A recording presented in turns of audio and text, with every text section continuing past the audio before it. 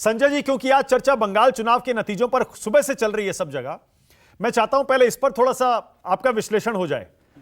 TMC बहुत आगे है, बीजेपी कहीं टक्कर में टिक नहीं रही है पंचायत चुनाव के नतीजों में, और कांग्रेस और लेफ्ट डिस्टेंट थर्ड। आप इसे कैसे विश्लेषण करेंगे इसका, जो अभी बंगाल के पंचायत चुनाव के नतीजे आ रहे हैं? देखिए मानक जी, अगर चुनाव के नतीजों को देखें तो ये तो स्पष्ट दिखाई पड़ रहा है कि टीएमसी ने अभी भी अपनी बढ़त बंगाल में बनाई हुई है, उनका वर्चस्व बना हुआ है। लेकिन क्या इससे हम ये मान लें कि लोकसभा के चुनाव होंगे तब भी उनका वर्चस्व बना रहेगा?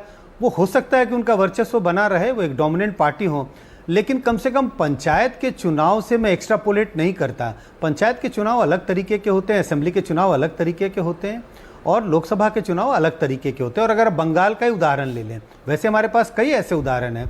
दिल्ली का उदाहरण है, दिल्ली में 2 चुनाव हमने देखे, जब असेंबली में लोग आम आदमी पार्टी को वोट करते हैं, लोकसभा का चुनाव आता है तो बीजेपी को वोट करते हैं। अगर आप बंगाल की बात कर लें, लोकसभा का चुनाव बीजेपी और कांग्रेस, बीजेपी और तृणमूल कांग्रेस के बीच एकदम कांटे की टक्कर है, 18 सीट और 22 सीट।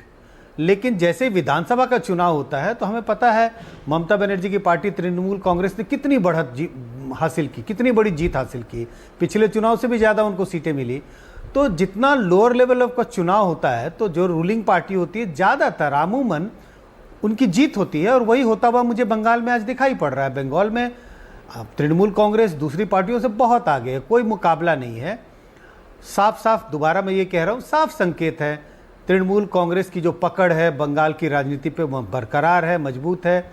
उनका जनाधार कुछ भी किसी भी एंगल से मुझे खिसकता हुआ दिखाई नहीं पड़ रहा है। ओके, क्या जैसा मैंने अभी शुरुआत में कहा, आपको भी लगता है इन नतीजों के बाद अगर टीएमसी एक तरफा जीत हासिल करती है तो ये दलील और मजबूत होगी क्षेत्रीय दलों की कि जहां हम मजबूत हैं वहां पर कांग्रेस को हमें सपोर्ट करना चाहिए, हमें अकेले बीजेपी से लड़ने दीजिए और हमारे पीछे खड़े हो जाइए?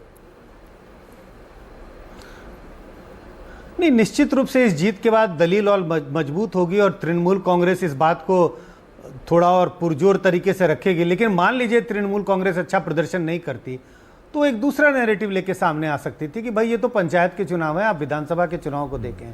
तो हर सूरत में मुझे लगता है कि उन्होंने बिल्कुल इस बात को एक तरह से पुरजोर तरीके से पहले ही कह दिया है कि वेस्ट बंगाल में हम मजबूत हैं, अगर गठबंधन होना है कांग्रेस के साथ या लेफ्ट के साथ तो उन्हें सरेंडर करना पड़ेगा, लिटरली सरेंडर करना पड़ेगा, क्योंकि हम एक मजबूत पार्टी हैं और उन्हें अपनी सीटें छोड़नी होंगी और हमारे समर्थन में बैठना होगा। ये संदेश बहुत साफ है, चाहे वो पंचायत के चुनाव होते या ना होते, संदेश उन्होंने बहुत पहले से स्पष्ट कर दिया है कि रीजनल पार्टी, हम बंगाल की सबसे मजबूत रीजनल पार्टी है और हमारे पक्ष में, वो कहते हैं नेशनल पार्टी, लेकिन संकेत बड़ा साफ है, वहाँ 2 नेशनल पार्टियाँ हैं जिनसे उनका एक तरह से जिससे तालमेल होने की संभावना है, कांग्रेस और लेफ्ट। तो दोनों को संदेश दे रहे हैं कि चुनाव यहाँ हम लड़ेंगे और आप दूसरे राज्यों पर फोकस करें और यहाँ हमें चुनाव लड़ने दें, अगर कोई गठबंधन करना है, अगर विपक्षी एकता हासिल करनी है बंगाल के नज़रिए से। ओके।